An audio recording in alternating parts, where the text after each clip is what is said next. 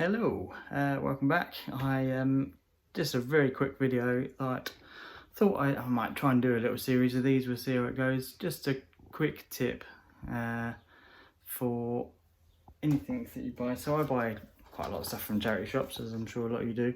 And a lot of them, this one, YMCA sticker right on the front, all very annoying. I've got a pile of books and DVDs, all with stickers on.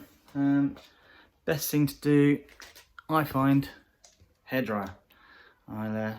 Yes, it's so much quicker, and you get a big pile of them, get the hairdryer set up, and have a go warming up, and I'll show you how easy it is now.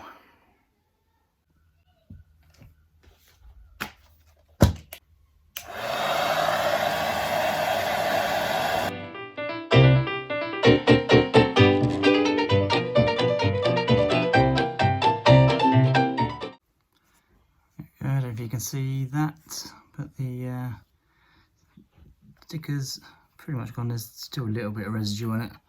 I'll just try and give it a wipe with a wet wipe. This one's a bit dry. But yes, simple as that. And then you work through the rest.